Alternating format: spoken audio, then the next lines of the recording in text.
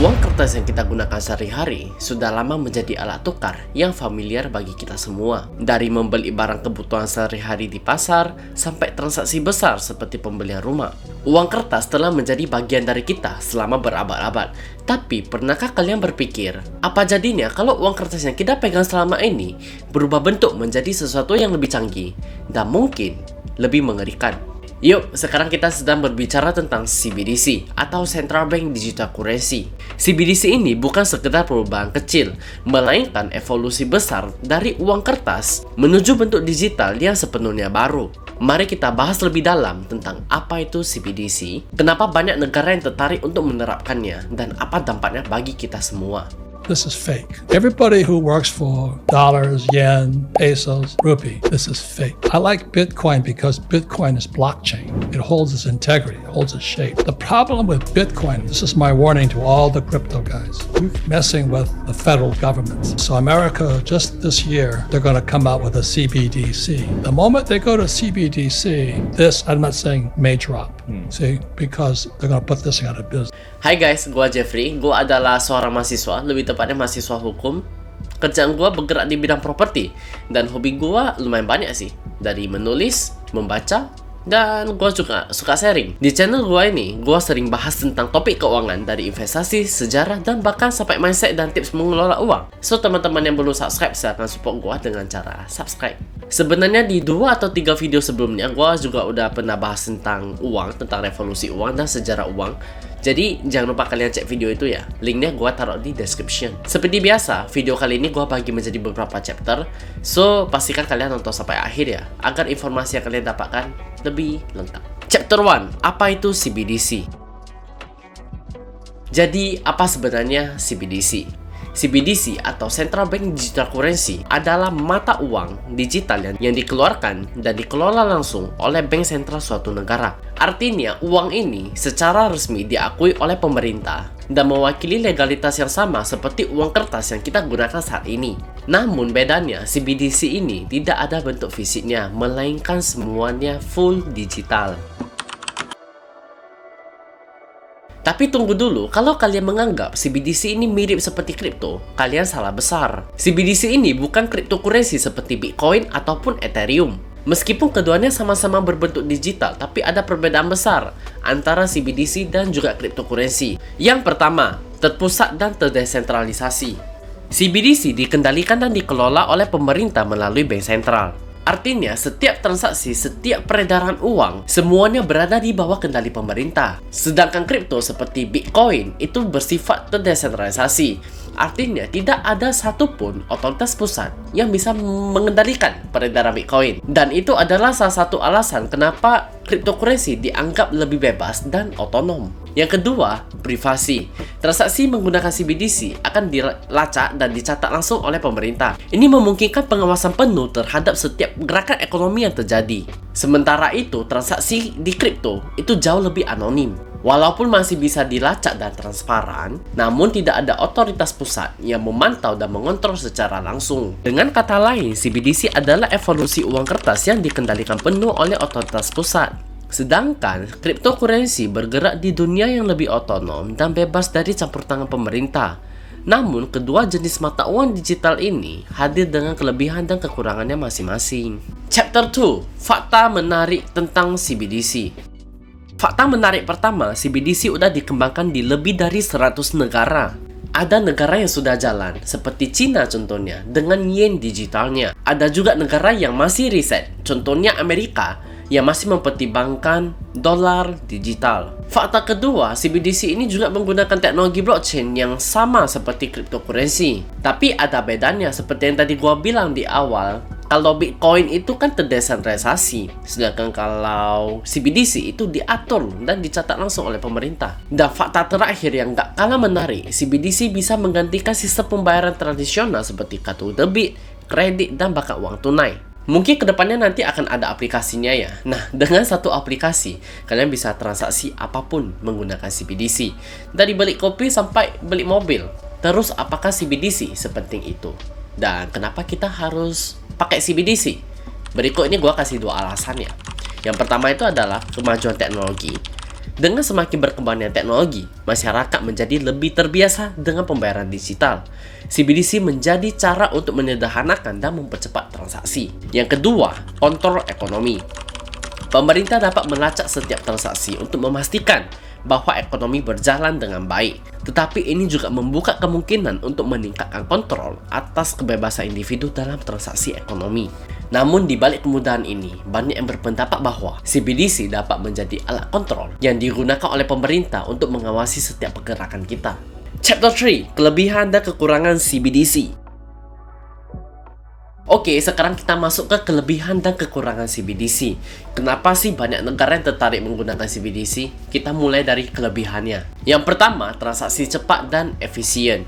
Bayangin, lu bisa kirim uang dalam hitungan detik ke siapapun, dimanapun, tanpa perantara bank. Nggak ada lagi tuh yang namanya bank maintenance, bank error, sampai bikin kita harus transaksi tunggunya berjam-jam.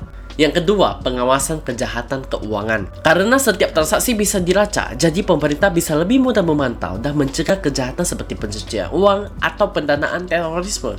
Maybe kedepannya mau korupsi agak susah ya. Yang ketiga, inklusi finansial. CBDC ini mungkin bisa bermanfaat untuk beberapa warga yang tinggalnya agak di pinggiran.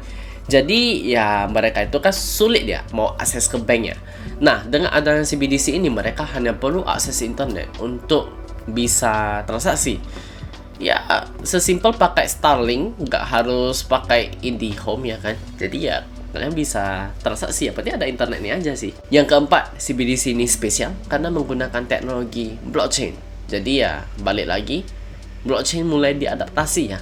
Sekarang kita masuk ke kekurangan atau potensi masalah yang mungkin bisa timbul karena kita menerapkan CBDC. Ini gua bagi menjadi 3 aja. Yang pertama, masalah privasi. Karena setiap transaksi kita direkam dan bisa dilacak oleh pemerintah, banyak yang khawatir soal privasi. Gimana kalau semua gerakan ekonomi kita itu dipantau? Yang ketiga, kontrol pemerintah. Ya, semuanya kontrol. Jadi ketika manusia sudah tidak butuh yang namanya uang lagi, uangnya itu udah kebanyakan. Yang mereka mau apa? Ya, kontrol. CBDC memberi pemerintah kekuatan lebih untuk mengontrol dan lebih mengatur ekonomi. Gua ada kekhawatiran untuk orang-orang yang mungkin menyuarakan yang namanya kebebasan, menyuarakan yang namanya keadilan, tapi tidak disukai sama pemerintah, ya kan? Mungkin gua rasa ini bisa memberikan kontrol penuh kepada pemerintah untuk bisa membatasi kebebasan transaksi. Gua jelasin dengan bahasa yang lebih simpel ya. Ketika seseorang yang menyuarakan namanya keadilan, pasti banyak yang tidak disukai karena ada mungkin yang buat salah itu ada uang yang bermain di belakang. Jadi pastinya lebih dibela dong.